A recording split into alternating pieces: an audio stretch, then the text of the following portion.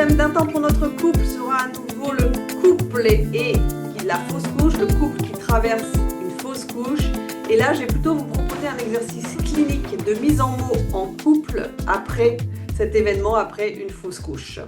Cette vidéo s'adresse aux couples qui ont traversé une fausse couche et qui sentent que quelque chose s'est déplacé dans leur lien. Pas forcément des disputes, mais une distance, un décalage, un silence qui s'est installé. Ce que je vais vous proposer aujourd'hui, c'est un exercice clinique de mise en mots dont l'objectif est très précis. Restaurer un minimum de sécurité émotionnelle, sortir du malentendu, on ne souffre pas pareil, donc on ne peut pas se comprendre, et surtout réintroduire du lien sans forcer une synchronisation émotionnelle artificielle. Ce qui va être important, donc cet exercice ne se fait pas dans les tout premiers jours après la fausse couche. Il se propose après la phase aiguë, quand l'émotion est encore là, mais un peu moins débordante. Alors je vous pose le cadre, c'est de prendre un temps calme, sans téléphone, sans télévision, sans interruption possible. Et si l'émotion monte, c'est normal. Avant de commencer, une règle fondamentale, on ne corrige pas le vécu de l'autre. On ne va pas dire « ce n'est pas ce que j'ai voulu dire », pas de « tu exagères », pas de « ce n'était pas comme ça ». Ici, on ne cherche ni la vérité, ni qui a raison, ni à réparer l'autre. On cherche à être entendu. Alors la première étape, ça va être plutôt une parole individuelle contenue. Ça va durer une dizaine de minutes. Je vous invite à décider qui commence.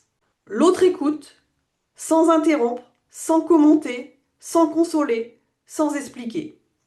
La personne qui parle va répondre à voix haute, lentement, à ces 3 phrases.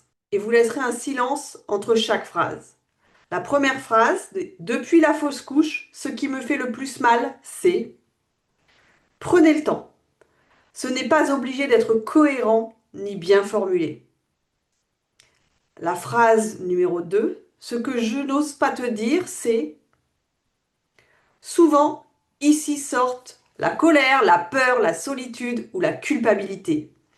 Tout est recevable, rien n'est à corriger. » La troisième phrase, ce que j'aurais besoin que tu comprennes sans forcément agir, c'est... Là, c'est une phrase clé, on ne demande pas une solution, on demande une compréhension. Quand la personne a terminé, on fait une pause, on peut même se prendre dans les bras ou se tenir les mains, puis on inverse les rôles.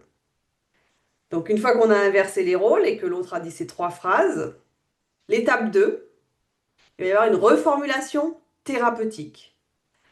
Maintenant, chacun va reformuler strictement ce qu'il a entendu. La phrase à utiliser est toujours la même. Ce que j'entends, c'est que pour toi, et il y a des règles très claires. Donc, pas d'interprétation, pas de justification, pas de oui mais. L'objectif n'est pas de rassurer. L'objectif est que l'autre puisse dire « Oui, c'est bien ça, tu as compris ». Si ce n'est pas juste, on ajuste doucement, sans se défendre.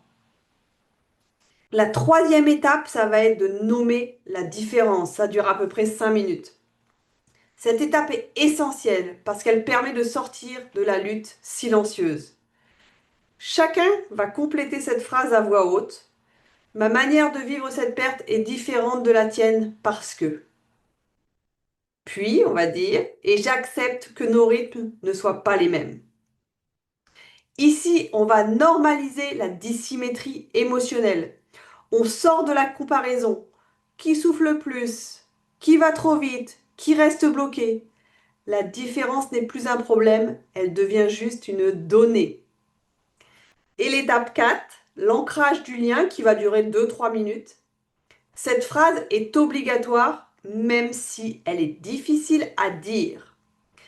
Même si nous ne vivons pas cette perte de la même façon, je reconnais ta douleur et je reste en lien avec toi. Vous pouvez la dire une fois, lentement, en vous regardant si c'est possible.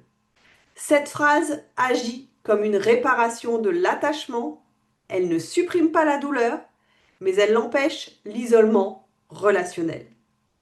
Voilà, la petite conclusion que je peux vous faire, c'est que cet exercice ne va pas tout régler. Et ce n'est pas son but.